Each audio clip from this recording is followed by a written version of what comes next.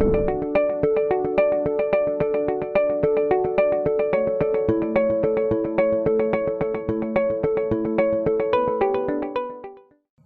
everyone, welcome to MOOC Diversity, Tolerance and Pluralism, and I'm Fahmeeda Rahman, lecturer and program coordinator at BRAC University. And today we'll be talking about awareness about bullying and what should be done. So before starting to talk about it, I will go back to the lectures that I've already given. And I'm sure by now you have already seen the videos on social justice, human rights, you've seen the videos of tolerance and diversity, you have also seen what I talked about multicultural education. The reason why I'm bringing these three is because bullying is a combination of all these three lectures, and if I didn't talk about all these three separately, it would be very difficult for me to make you understand what bullying is, why is it a problem, and what should be done to stop it, and the effects, the adverse effects that it's bringing into the world. Okay, so bullying is, in a very simple term, it is aggression with an intent to harm. Okay, and I was actually laughing while I was writing this because I was thinking that am I actually bullying you people to watch this video? Am I actually, is this whole lecture series being bullied on you or being forced or coerced on you that no, you have to see it? Well, it is a kind of bullying, and I would say I was actually laughing by myself when I was specifically preparing this lecture for you all. And so anyway, now moving forward, it is an aggression with an intent to harm. It's a repetition of aggressive acts, and there are even negative impact even if that is not the intent. And by that I mean that sometimes it happens that we joke around with students or with our friends or with our peers, with our colleagues, not without the intention of harming, but there is also a negative impact that falls on that specific person because he or she might not have that capacity or capability to accept that. So you see, when you bully, it is not always the intention but the impact that really matters and that really stays for a very long time, and adverse or negative impact is not good for our mental health as well. Now, what are the types of bullying? There are physical bullying, which means you're hitting someone, you're damaging property, you're shoving someone. Now, the second one is is verbal bullying, which is like you're calling out names and you're mocking, you're humiliating. The third one is social bullying, which is you're spreading rumors, you're sabotaging relationships, okay? And the third one is cyber or electronic bullying, which is a very new type of bullying that came up, and cyberbullying is very dangerous, I would rather say, because it is you're passing commands and you're passing text messages constantly, even when you're not coming forward to the person. So sometimes cyberbullying is done anonymously, sometimes you know who's cyberbullying you, and all these kind of bullyings are actually a grave crime. So bullying is also a human rights issue. Now you see, we are going back to human rights and social justice as well, because bullying is a human rights issue and it affects our physical and mental health very broadly. Okay, so this is actually a picture of Stop Bullying. You can see the heart, right, and you can see how everyone is holding each other. So the reason why I specifically chose this picture is because of the people that are involved here. So there's a man holding a woman's hand, and there's another man. So you can see the first man's physique is a bit different from the second one. Again, the first woman's physique is a bit different, and you see the difference of people that, the physique of the people that are here, and they're actually holding each other, and there's a big heart shape involved. So I really love this image of Stop Bullying, and that's why I'm sharing it with you. Now, let's look at two local and two global examples of how are we bullying, and I'll be reading out the examples for you all. So the first two examples came into a Daily Star paper, and it says that at present a 15-year-old boy is undergoing counseling here who used to cut his arms. He developed this habit of self-inflicting injuries as he was bullied by his classmates over his chronic illness. The head of mental health and psychological support at BRAC Institute of Educational Development has reported this.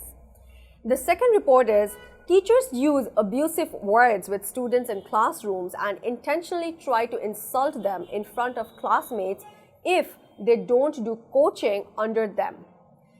A parent of a Vikarnissa Noor school 10th grader alleged. And her classmates too bully her by calling her such things as, and I'll be using some Bangla terms, things as chagol, which means goat, goru, which means cow, and these are also addressed by the teachers, and that's the parents reported. So you see, so the first example is about self-harming. You never know what bullying do to you. When you cannot take it, when you constantly make fun of a person for either being a bit healthier than the others, or maybe being short, vertically challenged by the others, or because you're vertically challenged and hence you're bullied, or maybe you're too tall and that's why you're bullied.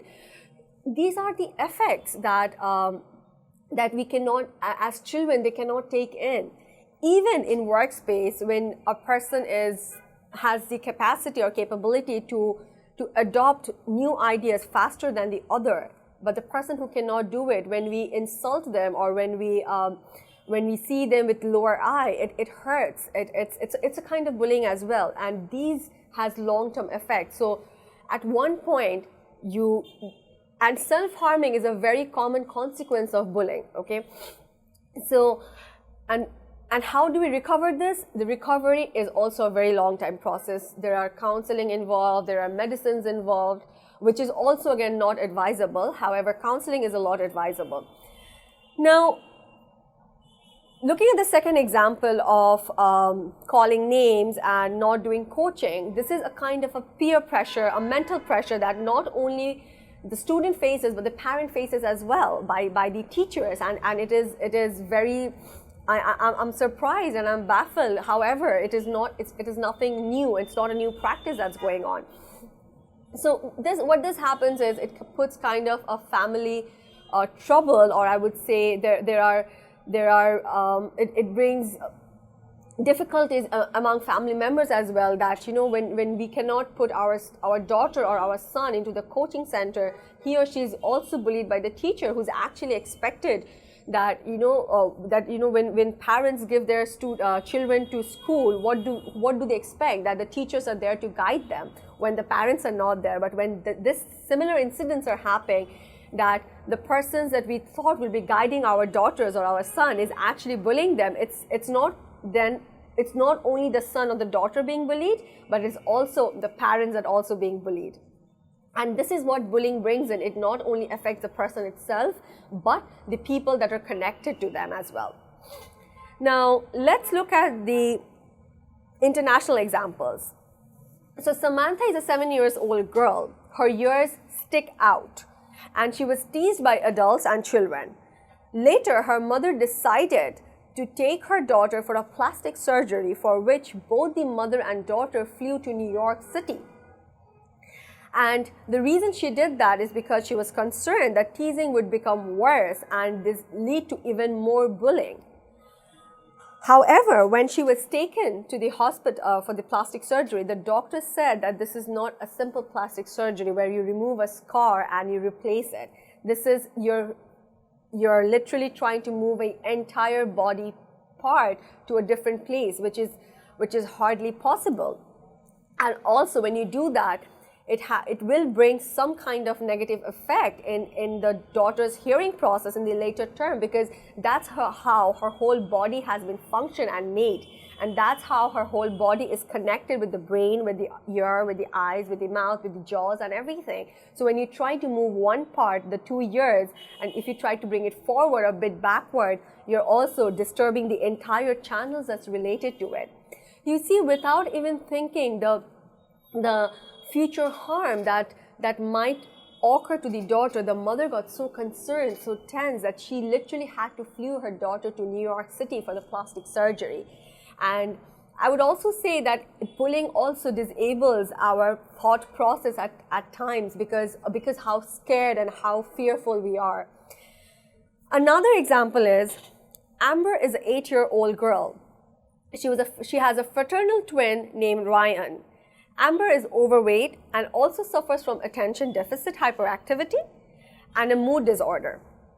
She's teased endlessly on the bus, in classroom, and her life became miserable. She never wanted to go back to schools. Her brother was so sad that seeing this, he wrote a letter to the Santa Claus saying, "Dear Santa, God is probably too busy and I really need your help. I prayed for Amber and he never helped. So could you please help Amber and fix her issues? I cannot see her so sad."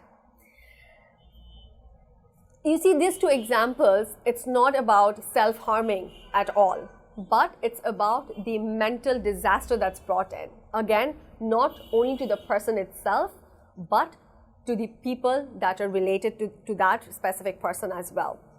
So, bullying is, so you see, this is what happens when we bully, and it's not bullying is also a kind of tolerance that we need to bring in our multicultural educational system. And that's when we can actually give a proper social justice to the students who are being bullied. Now, what I will do is, I'll just stand up and I'll show you a small activity. I'm going to do it right here in front of you and show you what bullying actually does, okay? Right, so there you go. I've just prepared this paper for you all, and you can see it's written bullying, big.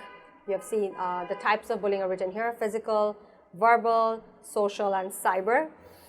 So now the activity that I'm going to do is I'll show you what bullying does to us, does to the people that we are bullying, and like I said, to the members associated with the person.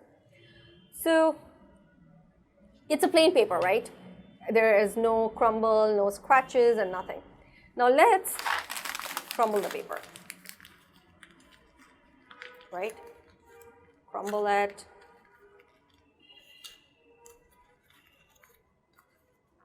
See, it's all crumbled, right? Okay. Now carefully open it. Just don't try to tear it. Well, I'll not try to tear my own paper. So, yep. There we go. Right. I've crumbled it, right?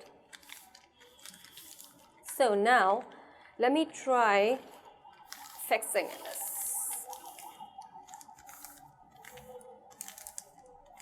Right. Now, I've fixed it. Okay, now let me try fixing it with one of my bangles, right? Because it's nothing happening. Okay, that's fine. Let me just wear it back. Okay. So you see, this paper is all crumbled, and you have everything, like no matter how much you try, how hard I press, it's not getting back to where it was. So you see, this is what bullying does. The impact that I was talking about, this is what happens, that no matter how much you bully and no matter what you bully about, the scars remain. And so this is what bullying again does, I'm saying, because it crumbles us, just it crumbled the paper. And once crumbled, you can hardly fix it, or not even hardly, you can just not fix it. The scars remain.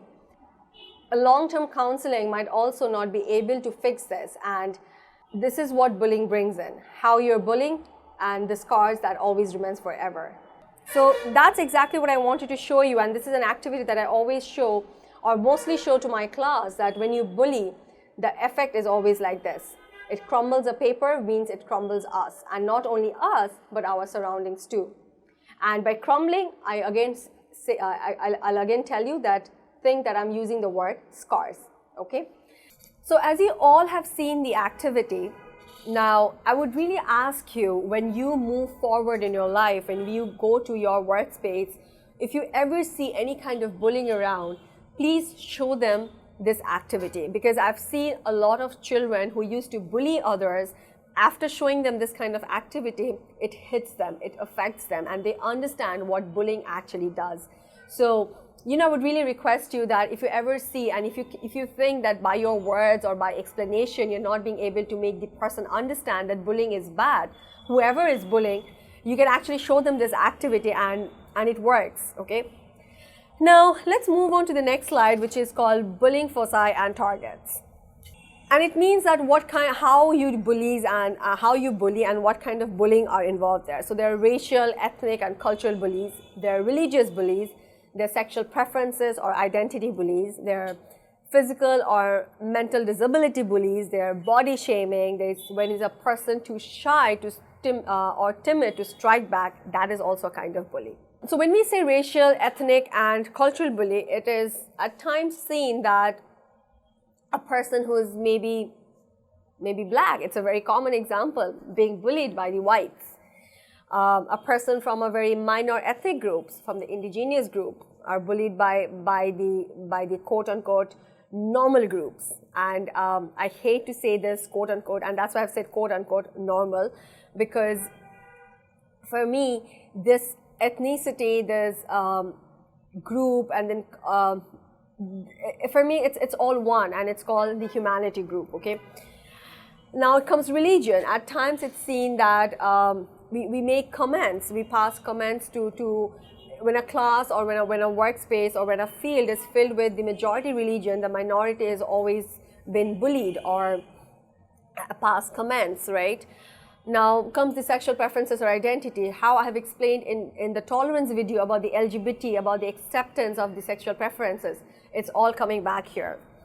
Physical or mental disability. You know, like I said in the beginning, if you're vertically challenged, if you're too tall, if you're too short, it really doesn't matter. It doesn't mean that you need to be bullied, but these are the types of bully that we do. If you're a bit fat or healthy or too thin, you're always bullied, because somehow, and it's a notion, it's a culture. I would use the word culture of convenience that we all try to live in, that when I am like this is my convenient way of doing it, or this is my convenient way of seeing something, of seeing a sexual preference, of seeing a racial group, of seeing certain religion, of seeing a certain body. So I would think that is quote unquote normal, and anything different from that, either I do not accept it, or what we do is we shame it, we pass comments, and as a whole we bully them, which is of course not acceptable.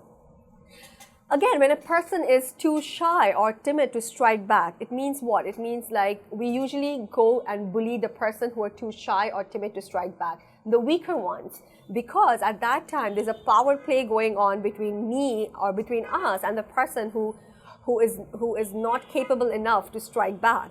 And this kind of gives a certain enjoyment, which I have seen a lot of time going in the classroom that the students do, that even if you're too nerd, if you like studying, if you like reading books, and if you're not into games, the people who are into those things, they actually bully them, and they do not strike back, they're bullied more.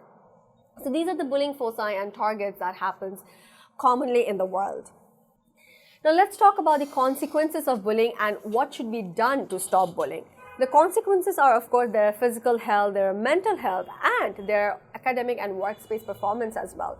Now, academic and workspace performance is again another consequence of the first 2 points, which is the physical health and mental health.